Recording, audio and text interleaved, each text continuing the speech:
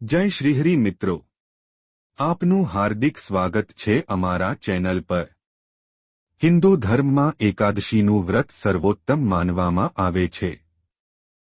વર્ષમાં 24 એકાદશી આવે છે, પરંતુ ભાદરવા સુદ 11સે આવતી એકાદશી પાર્શ્વ એકાદશી તરીકે પ્રસિદ્ધ છે। આ દિવસ માત્ર ઉપવાસનો જ નથી, પરંતુ તેની પાછળ એક અદ્ભુત પૌરાણિક કથા પણ છે, જે આજે હું તમને સંભળાવવા જઈ રહ્યો છું। પ્રાચીન સમયમાં દૈત્યરાજ બલિએ ત્રણેય લોક જીતી લીધા હતા। દેવતાઓએ પરેશાન થઈને ભગવાન વિષ્ણુની શરણ લીધી। ત્યારે વિષ્ણુજી વામન અવતાર ધારણ કરીને રાજા બલિના યજ્ઞમાં પહોંચ્યા।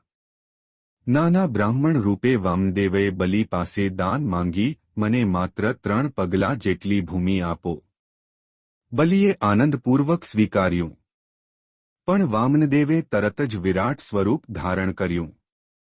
એક પગથી પૃથ્વી, બીજા પગથી આકાશ અને સ્વર્ગ માપી લીધું। હવે ત્રીજા પગ માટે જગ્યા ન રહી। ત્યારે રાજા બલિએ નમ્રતાથી પોતાનું માથું આગળ ધર્યું। વામનદેવે ત્રીજો પગ તેના માથા પર મૂક્યો અને તેને પાતાળમાં વસાવી દીધો।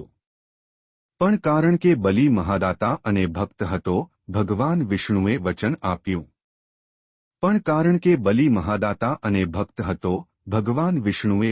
આપ્યું। હે બલિ, દર વર્ષે ભાદ્રવા સુદ 11સે હું તારા ઘેર આવું છું।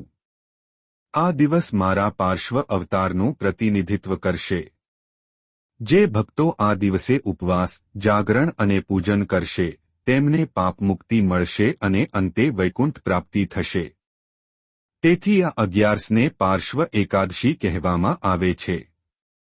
મહાત્મ્ય મિત્રો, પાર્શ્વ એકાદશીના દિવસે ઉપવાસ, જાપ અને દાન કરવાથી પાપો નાશ પામે છે। પિતૃઓને શાંતિ મળે છે, પિતૃદોષ દૂર થાય છે। ચતુર્માસ દરમિયાન આ એકાદશીનું વિશેષ મહત્વ છે। શાસ્ત્રોમાં લખ્યું છે કે આ એકાદશીનું વ્રત કરનાર ભક્તને ભગવાન વિષ્ણુ પોતે આશીર્વાદ આપે છે। મિત્રો, આ હતી ભાદરવો સુદ 11 પાર્શ્વ એકાદશીની પૌરાણિક કથા।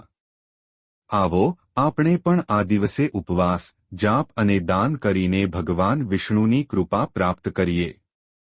જો તમને આ કથા પસંદ આવી હોય તો વિડીયોને લાઇક અને શેર કરજો અને ચેનલને સબસ્ક્રાઇબ કરવાનું ભૂલશો નહીં।